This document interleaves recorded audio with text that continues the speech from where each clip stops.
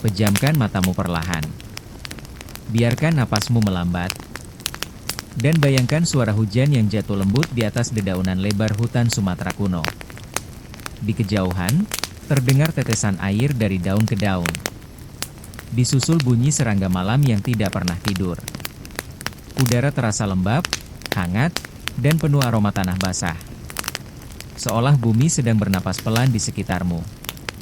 Sang penutur berbicara dengan suara yang hampir menyatu dengan angin. Di balik hutan hujan yang tampak sunyi, tersimpan jejak kerajaan yang telah lama dilupakan manusia. Herba hutan yang menyimpan ingatan. Sebelum nama Sumatera dikenal dunia. Sebelum peta digambar. Sebelum kata-kata dituliskan di atas kertas. Pulau ini telah berdiri sebagai bentangan hijau tak berujung. Hutan hujan Sumatera bukan sekadar kumpulan pohon. Ia adalah penjaga ingatan. Akar-akar pohon besar menjalar seperti urat nadi bumi. Menyentuh batu-batu tua yang tertidur. Menyembunyikan dinding kuil. Dan memeluk arca-arca yang perlahan ditelan lumut dan waktu. Di tempat inilah, kerajaan-kerajaan kuno pernah berdiri. Bukan dengan tembok tinggi, melainkan dengan keselarasan antara manusia, alam, dan roh. Herba kerajaan yang tidak mencari kemegahan. Berbeda dari kerajaan batu di tanah kering. Kerajaan hutan hujan Sumatera dibangun dengan kesadaran akan alam. Para leluhur memahami satu hal sederhana. Apa yang dilawan hutan akan hilang. Apa yang menyatu dengan hutan akan dilindungi. Maka kuil-kuil tidak menjulang tinggi. Mereka bersembunyi. Dindingnya terbuat dari batu yang warnanya menyerupai tanah. Atapnya menyatu dengan pepohonan. Jalannya sengaja dibuat berliku. Agar hanya mereka yang datang dengan niat suci yang bisa menemukannya. Hari ini, kuil-kuil itu tampak hilang. Namun sebenarnya, mereka hanya menunggu untuk diingat kembali. Herba bisikan leluhur di antara daun.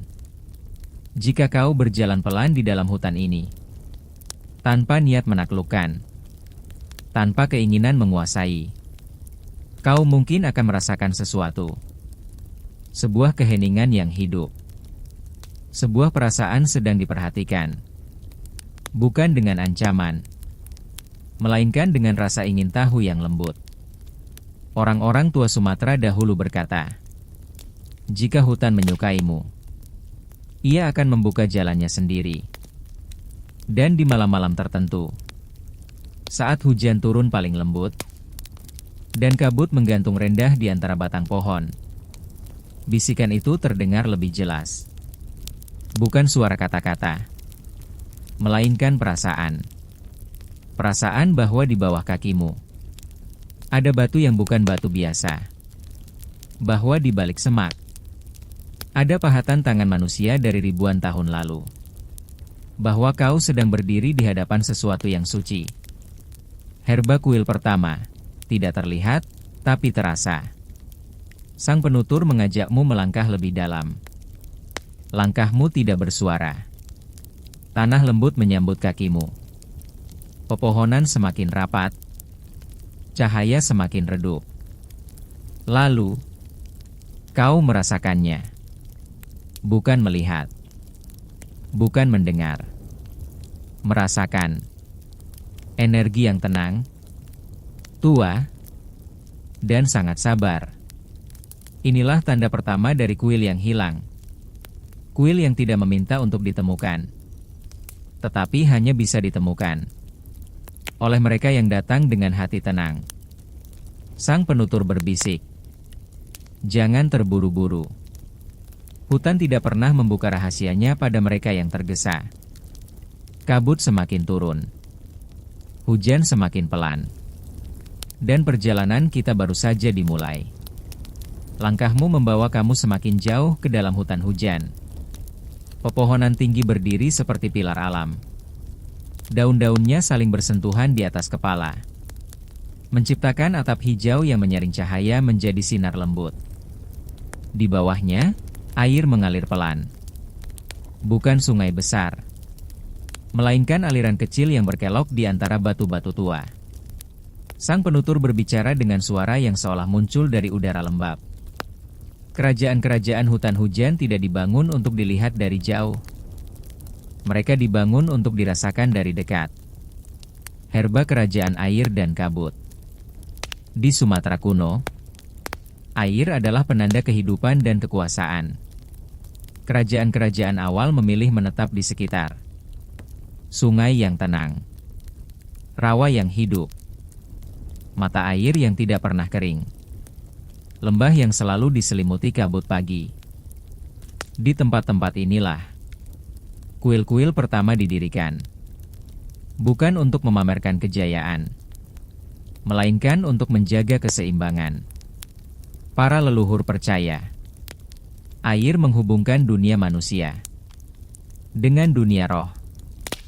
Maka tidak heran jika banyak kuil hutan hujan dibangun di dekat aliran air, sehingga doa-doa bisa mengalir bersama arusnya, menuju tempat yang tidak bisa dijangkau oleh suara. Herba kuil batu yang tidak melawan hutan. Kuil-kuil kerajaan Sumatera kuno tidak pernah memotong hutan. Mereka mengikuti bentuk tanah, membiarkan akar tumbuh di sela-sela batu, dan membiarkan lumut menutupi pahatan. Dari kejauhan, kuil itu tampak seperti bukit kecil atau susunan batu alami. Namun jika kau mendekat, kau akan melihat pola. Garis yang terlalu halus untuk menjadi kebetulan. Sudut yang terlalu tepat untuk buatan alam. Dan ukiran samar yang hampir sepenuhnya kembali menjadi tanah. Itulah cara para leluhur melindungi kuil mereka, dengan membuatnya tidak mencolok. Herba para penjaga tak terlihat. Setiap kuil hutan hujan memiliki penjaga.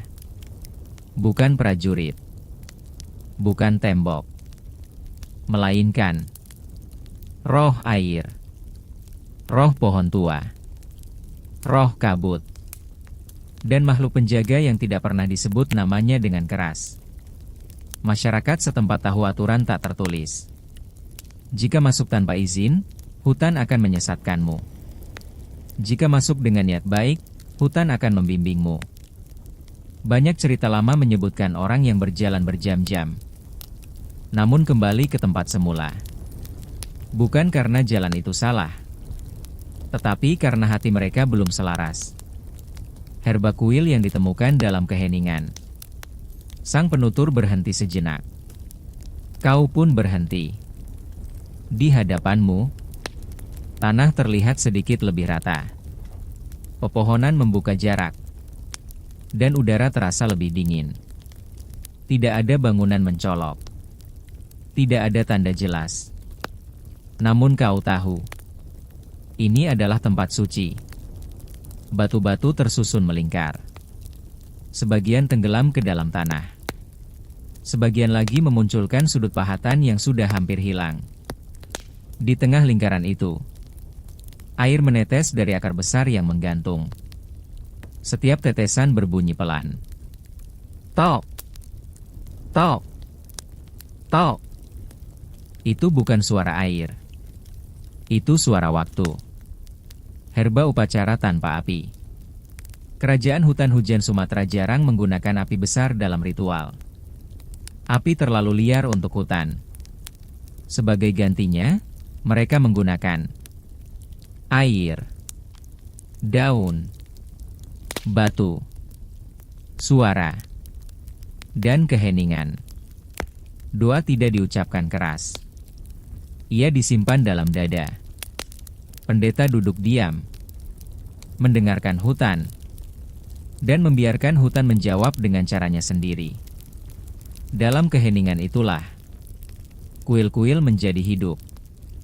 Herba hutan tidak pernah melupakan. Sang penutur tersenyum lembut. Manusia boleh melupakan kerajaan-kerajaan ini, tetapi hutan tidak pernah. Akar-akar terus menjaga batu. Lumut terus menutup pahatan. Air terus membersihkan altar. Dan hingga hari ini, di kedalaman Sumatera, kuil-kuil itu masih ada. Tidak rusak. Tidak runtuh. Hanya diam, menunggu langkah yang tenang. Hujan mulai mereda. Kabut menipis. Dan kau merasakan perjalanan ini semakin dalam. Hujan telah berhenti sepenuhnya. Yang tersisa hanyalah tetesan air yang jatuh perlahan dari ujung daun. Dan napas hutan yang terdengar semakin dalam. Kabut kini bergeser rendah, membuka jalan setapak sempit yang nyaris tidak terlihat. Sang penutur berjalan lebih dulu. Langkahnya tidak meninggalkan jejak. Tidak semua kerajaan ingin dikenang dengan nama besar, katanya lembut. Beberapa hanya ingin dikenang oleh hutan. Herba kerajaan tanpa tembok. Kerajaan-kerajaan hutan hujan Sumatera berbeda dari yang dikenal dunia. Mereka tidak membangun istana tinggi, benteng batu, alun-alun luas. Sebaliknya, kekuasaan mereka ditandai oleh jalur sungai, pusat ritual, kuil tersembunyi, dan hubungan dengan roh penjaga alam. Kerajaan ini hidup di sela-sela hutan, menjadi bagian dari tanah, bukan penguasa di atasnya. Herba jejak Sriwijaya di hutan dalam. Di beberapa bagian Sumatera, nama Sriwijaya masih bergaung.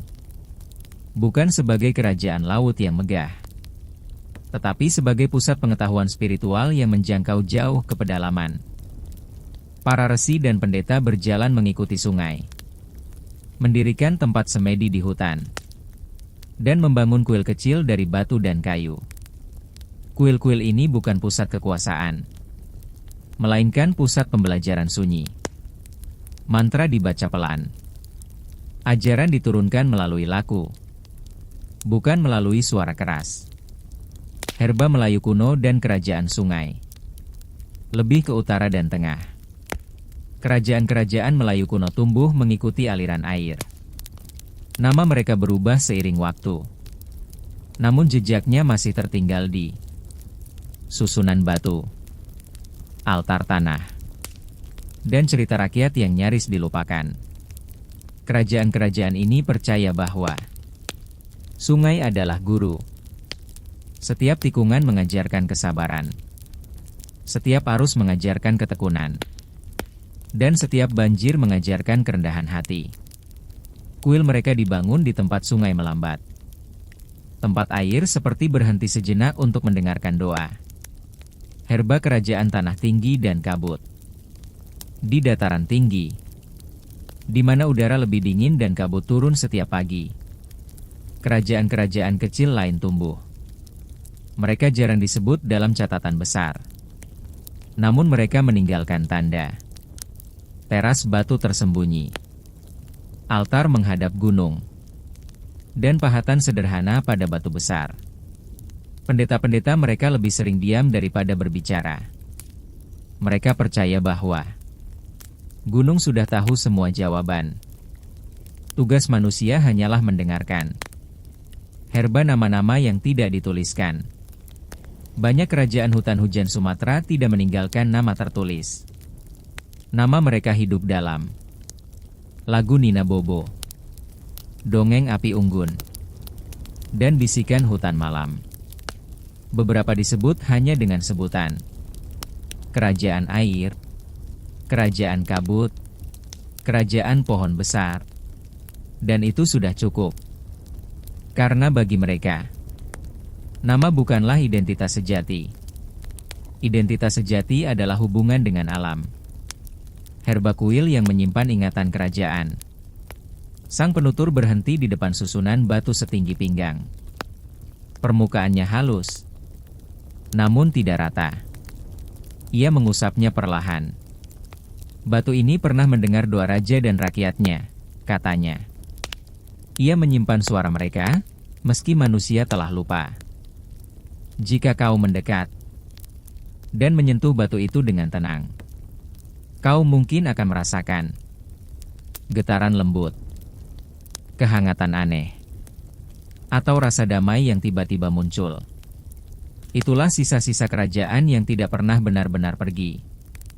Herba hutan menjaga lebih baik dari sejarah. Manusia mencatat dengan tinta. Hutan mencatat dengan akar dan batu. Dan catatan hutan jauh lebih sabar. Kerajaan boleh runtuh. Nama boleh hilang. Tetapi tempat suci tetap ada. Diam. Menunggu. Kabut kembali turun perlahan. Langkahmu menjadi lebih ringan. Dan hutan terasa semakin dekat dengan napasmu. Langkahmu semakin pelan.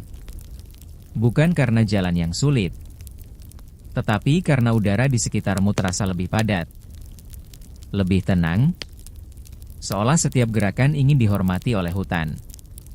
Di hadapanmu, pepohonan membuka diri sedikit demi sedikit. Bukan terbuka lebar. Hanya cukup untuk membiarkanmu masuk. Sang penutur berbisik. Disinilah kuil terdalam berada. Bukan kuil untuk mata, melainkan kuil untuk jiwa. Herba ruang suci tanpa atap. Kuil ini tidak memiliki dinding tinggi. Tidak ada pintu. Tidak ada atap. Langit adalah atapnya. Pohon-pohon tua adalah pilar penyangga. Dan lantainya adalah tanah lembab yang telah diinjak ribuan doa. Di tengah ruang itu, sebuah batu besar berdiri diam. Permukaannya licin oleh lumut dan waktu. Tidak ada pahatan jelas. Namun bentuknya terasa, disengaja. Batu ini bukan altar untuk persembahan besar. Ia adalah titik diam. Tempat manusia berhenti berbicara. Dan mulai mendengar. Herba laku para pendeta hutan. Para pendeta kerajaan hutan hujan Sumatera tidak mengenakan jubah mencolok. Pakaian mereka sederhana. Warna tanah. Warna daun kering. Mereka datang ke kuil ini. Bukan untuk meminta kekuasaan. Bukan untuk kemenangan. Melainkan untuk menjaga keseimbangan. Laku mereka sunyi. Duduk berjam-jam tanpa bergerak. Mendengarkan hujan. Merasakan aliran air di bawah tanah. Menyelaraskan napas dengan angin. Membiarkan pikiran mengendap seperti lumpur sungai. Tidak ada mantra keras. Tidak ada nyanyian. Hanya kehadiran penuh. Herba doa yang tidak meminta. Di tempat ini, doa tidak berisi permohonan panjang. Para pendeta percaya. Alam tahu apa yang dibutuhkan manusia. Bahkan sebelum manusia memintanya. Maka doa mereka sederhana. Terima kasih. Penerimaan. Kesediaan menjaga. Dan kesadaran akan keterbatasan diri. Doa seperti ini tidak meninggalkan suara. Namun ia meninggalkan jejak halus di dalam jiwa. Herba energi yang masih bertahan. Meski para pendeta itu telah lama tiada. Energi kuil ini tidak pernah pergi. Jika kau berdiri di dekat batu itu dan memejamkan mata, kau mungkin merasakan detak jantungmu melambat. Napas menjadi lebih dalam. Pikiran menjadi lebih sunyi. Dan rasa aman yang tidak bisa dijelaskan. Itulah tanda bahwa tempat ini masih bekerja. Masih menjaga. Masih mendengarkan. Herba hutan sebagai guru terakhir. Sang penutur duduk perlahan di atas akar besar. Para pendeta tidak mengajarkan banyak hal, katanya pelan. Mereka hanya mengajarkan cara diam. Karena dalam diam, kebingungan melunak. Ketakutan mereda. Dan kebenaran muncul dengan sendirinya. Hutan hujan Sumatera adalah guru yang tidak pernah memaksa. Ia hanya menunggu sampai manusia siap mendengarkan. Herba kuil ini tidak pernah hilang. Manusia menyebut kuil ini hilang. Karena mereka mencarinya dengan mata dan peta. Padahal kuil ini selalu ada. Di tempat yang sama. Yang berubah hanyalah cara manusia mendekat. Jika datang dengan keserakahan, hutan menutup jalannya. Jika datang dengan ketenangan, hutan membuka ruang. Kabut kembali turun perlahan. membungkus kuil dengan selimut lembut. Seolah berkata, "Cukup untuk malam ini." Namun perjalanan kita belum selesai. Kabut yang menyelimuti kuil perlahan menebal. Bukan untuk menutup, melainkan untuk melindungi. Daun-daun bergerak pelan. Akar-akar kembali merapat ke tanah. Dan cahaya matahari sore berubah menjadi garis-garis tipis yang jatuh di antara pepohonan. Sang penutur berbicara dengan nada yang hampir seperti napas. Tidak semua yang hilang itu rusak. Sebagian hanya memilih untuk kembali ke asalnya. Herba ketika manusia berjalan pergi. Ada masa ketika kerajaan-kerajaan hutan hujan Sumatera mulai meredup. Bukan karena perang besar. Bukan karena kehancuran tiba-tiba. Melainkan karena perubahan arah kehidupan. Jalur perdagangan berpindah. Pusat kekuasaan bergeser. Manusia mulai membangun di tempat yang lebih terbuka. Dan hutan dibiarkan bernapas kembali. Para pendeta memahami tanda itu. Mereka tidak bertahan. Tidak melawan. Mereka menutup kuil dengan doa terakhir. Lalu berjalan pergi dengan tenang. Herba ritual penutupan yang lembut. Penutupan kuil tidak dilakukan dengan menghancurkan bangunan. Sebaliknya, dilakukan dengan doa pelepasan. Persembahan terakhir kepada roh penjaga. Izin kepada hutan untuk mengambil kembali. Dan janji bahwa manusia akan kembali, jika diizinkan. Para pendeta menaburkan daun. Menyiram batu dengan air sungai. Dan membiarkan lumut tumbuh tanpa dibersihkan lagi. Sejak saat itu, kuil tidak lagi menjadi tempat manusia datang. Ia menjadi bagian dari hutan sepenuhnya. Herba hutan mengambil alih dengan sabar. Hutan tidak terburu-buru. Ia tidak merobohkan kuil. Ia memeluknya. Akar tumbuh perlahan di sela-sela batu. Lumut menutupi pahatan dengan lembut. Daun gugur membentuk lapisan tanah baru. Dalam puluhan tahun, kuil masih terlihat. Dalam ratusan tahun, ia mulai menyatu. Dalam ribuan tahun, ia menjadi hutan itu sendiri. Namun energi sucinya tidak pernah pergi. Herba menghilang dari peta, tidak dari dunia. Ketika manusia modern mulai menggambar peta, kuil-kuil ini tidak tercatat. Bukan karena mereka tidak ada, tetapi karena mereka tidak ingin ditunjukkan. Hutan menjaga rahasia-rahasia ini dengan baik. Ia hanya membuka jalannya pada mereka yang datang tanpa niat mengambil. Banyak penjelajah melintas tanpa sadar bahwa mereka berjalan di atas sejarah yang sangat tua. Dan itu tidak apa-apa. Karena kuil-kuil ini tidak membutuhkan pengakuan. Herba kuil sebagai penjaga keseimbangan. Meski tersembunyi, kuil-kuil ini tetap bekerja. Mereka menjaga aliran air bawah tanah, keseimbangan tanah, ritme hutan, dan ketenangan energi wilayah. Itulah sebabnya beberapa bagian hutan terasa lebih sunyi, lebih sejuk, dan lebih damai. Di sanalah kuil tidur. Herba, mengapa mereka tidak dibuka kembali? Sang penutur menatapmu dengan lembut. Karena tidak semua hal suci perlu dibangunkan, katanya. Beberapa tempat lebih kuat ketika dibiarkan diam, lebih jujur ketika tidak disentuh, lebih hidup ketika tidak dilihat. Herba hilang bukan berarti berakhir. Kuil-kuil ini tidak menunggu untuk ditemukan. Mereka tidak menunggu untuk dipugar. Mereka tidak menunggu untuk dijadikan cerita besar. Mereka hanya ada, diam, menjaga, dan bernapas bersama hutan. Hujan mulai turun lagi, lebih pelan dari sebelumnya. Seperti penutup lembut dari sebuah pengakuan lama. Hujan turun semakin pelan. Hampir seperti bisikan. Kabut bergerak rendah. menyusuri tanah dan akar-akar tua. Sang penutur berjalan perlahan di sampingmu. Ada kuil yang tidak pernah ditemukan, katanya lembut. Tetapi ada pula kuil yang memilih siapa yang boleh mendekat. Herba panggilan yang tidak disadari. Tidak semua orang yang bertemu kuil hutan hujan sedang mencarinya.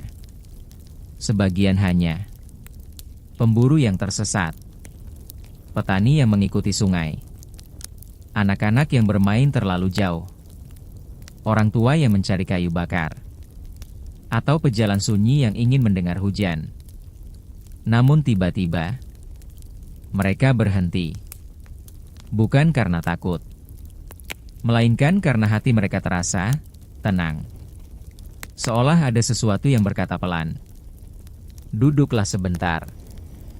Herba pertemuan yang tidak diceritakan. Orang-orang ini jarang bercerita pada siapapun. Bukan karena mereka dilarang, melainkan karena mereka sendiri tidak tahu bagaimana menjelaskannya.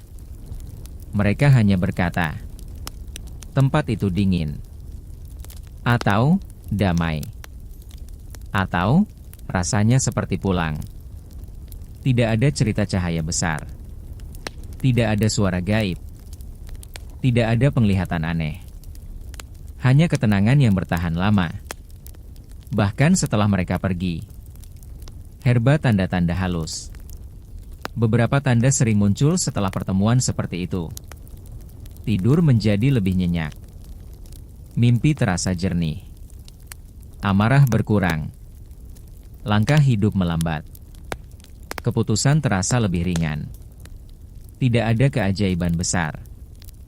Hanya pergeseran kecil dalam batin. Dan itu cukup.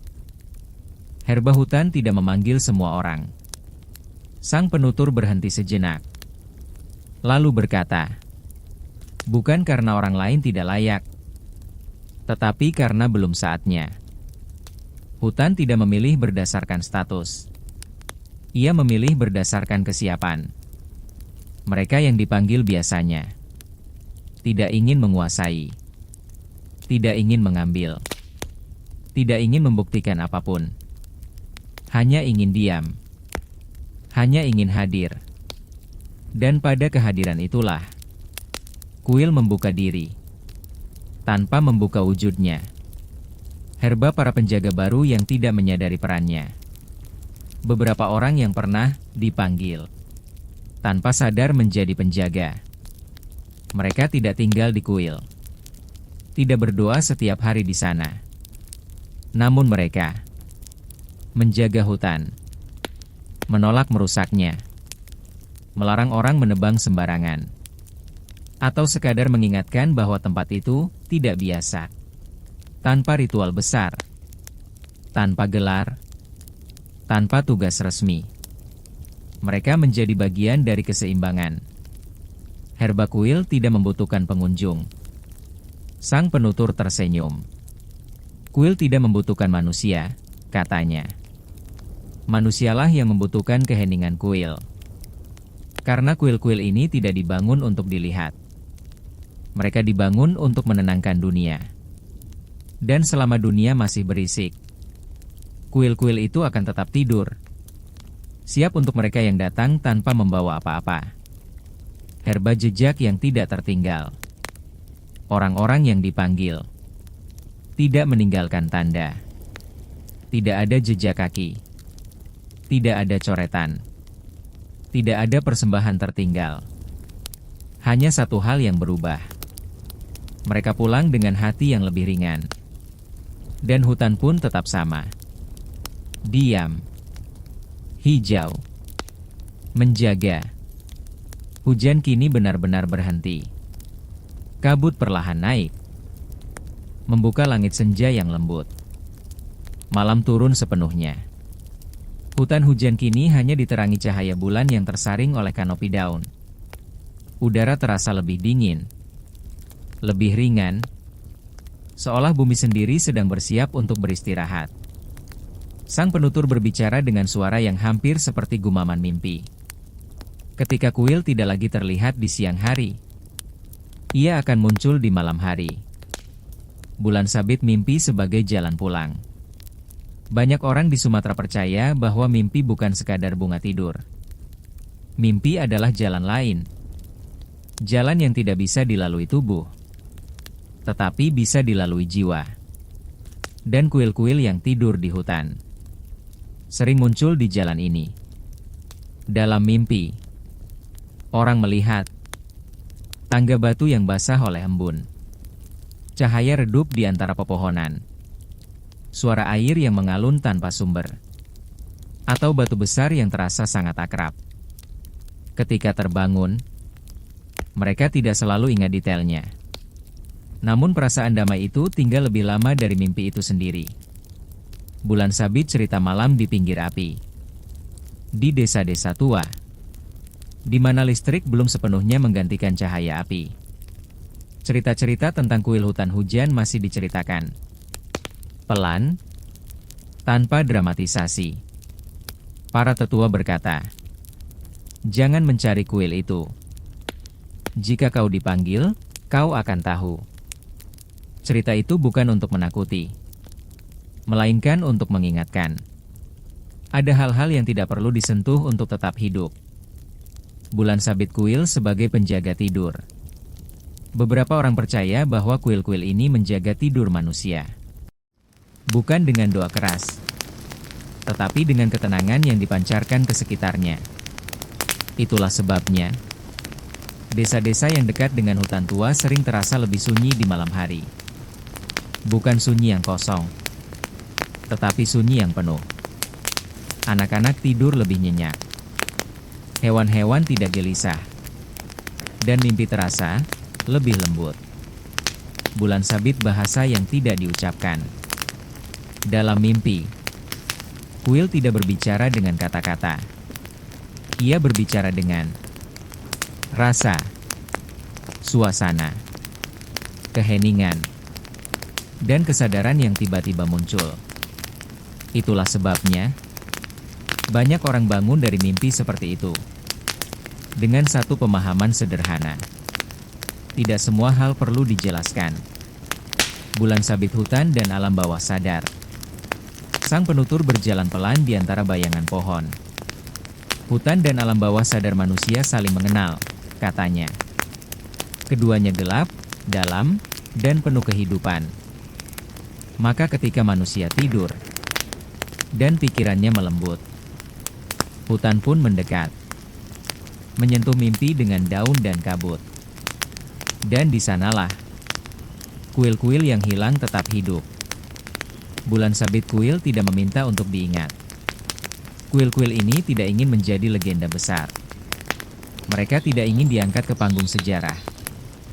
Mereka hanya ingin satu hal. Dibiarkan menjaga keseimbangan dalam diam. Dan selama manusia masih bisa bermimpi, selama malam masih turun dengan lembut, kuil-kuil itu tidak akan benar-benar hilang. Bulan Sabit tidur sebagai bentuk kunjungan. Sang penutur berhenti, lalu menatapmu dengan senyum tenang. Malam ini, katanya, kau mungkin tidak mengunjungi kuil itu dengan kakimu, tetapi dengan tidurmu. Dan itu sudah cukup. Kabut mulai naik kembali. Suara hutan melembut. Napasmu terasa lebih panjang. Malam semakin dalam. Hutan hujan kini hampir sepenuhnya sunyi. Kecuali suara lembut serangga malam. Dan desiran angin yang menyentuh daun dengan sangat hati-hati.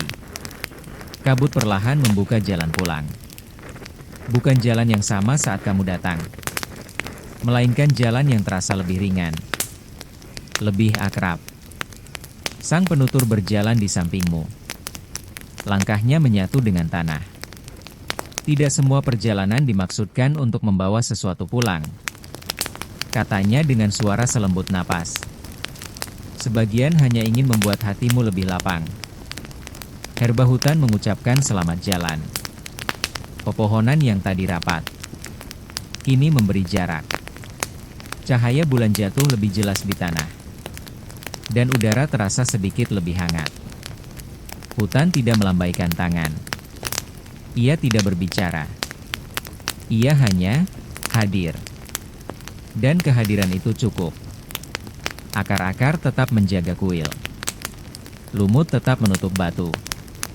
Air tetap mengalir pelan di bawah tanah. Tidak ada yang berubah. Dan justru disitulah ketenangannya.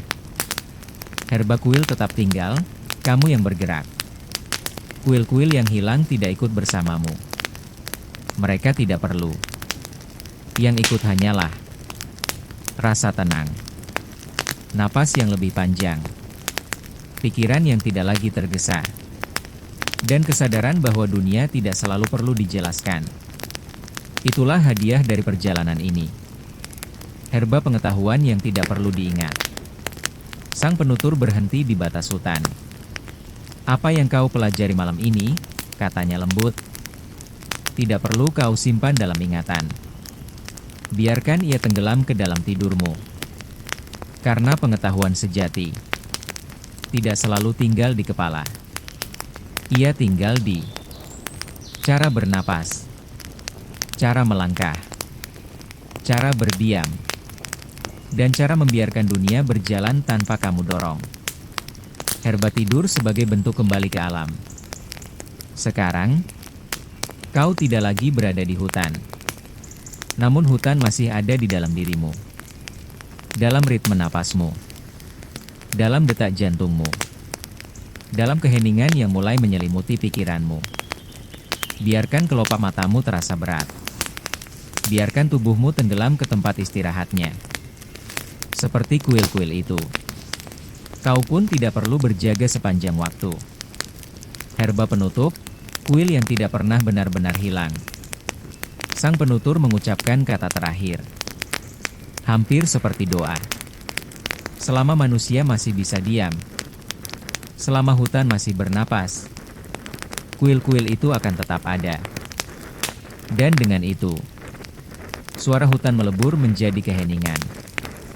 Tidak ada akhir yang keras. Hanya istirahat. Tidurlah dengan tenang. Hutan menjaga. Dan malam ini, kamu aman.